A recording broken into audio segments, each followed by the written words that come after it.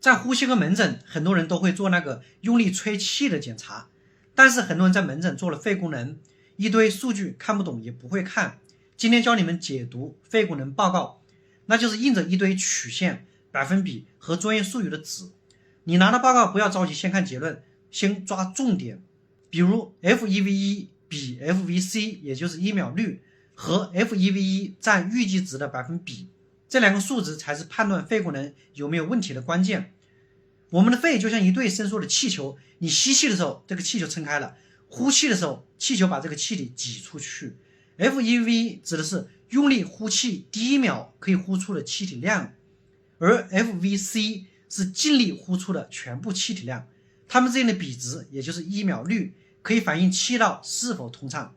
正常人这个比值通常在 70% 以上，它就像吸管通畅的时候可以顺利把那个饮料吸到，如果低于70可能提示气道变窄，比如慢阻肺、哮喘。而 FEV1 占预计值百分比可以反映肺功能的储备力，正常人在 80% 以上，数值越低说明肺功能受损越明显。那么看完了核心指标，我们再来看结论里面的常见的正常情况。第一个结论，轻度通气功能减退，尤其是40岁以上人群常见，它就像气球用久了弹性变差，如果不影响爬楼快走日常活动，定期复查就可以了。第二个结论，小气道功能轻度下降。小气道是肺里面的细支气管，长期接触粉尘、油烟、雾霾可能会导致这种情况，它就像吸管末端有轻微的杂质，也不影响整体通气，戒烟戴口罩一般就能改善。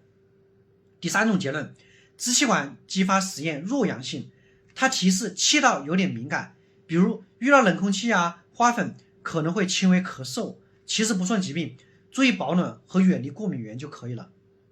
第四种正常结论，弥散功能轻度降低。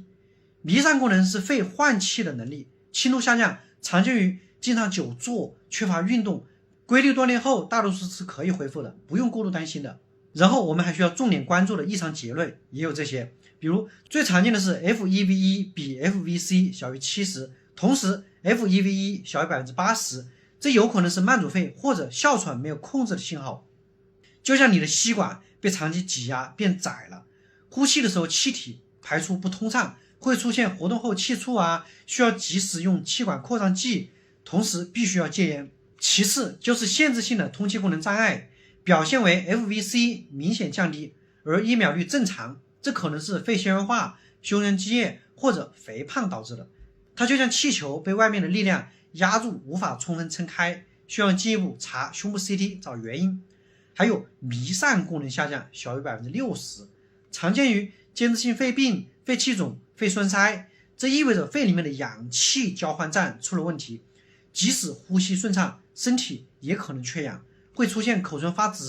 乏力，这个时候尽快就医。另外再说一下支气管舒张实验阳性，也就是 FEV1 改善率大于 12%， 提示气道存在可逆的狭窄，多为哮喘，及时吸入激素可以有效控制。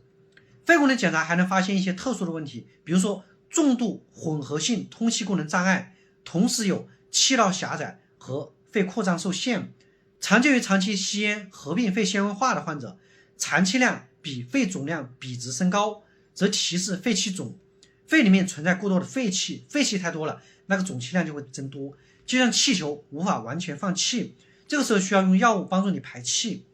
做上手术，肺功能报告的核心逻辑就是先看通气是否通畅，也就是1秒率，再看储备能力够不够，也就是 FEV1， 区分正常老化和疾病的信号。现在你能看懂自己肺功能报告了吗？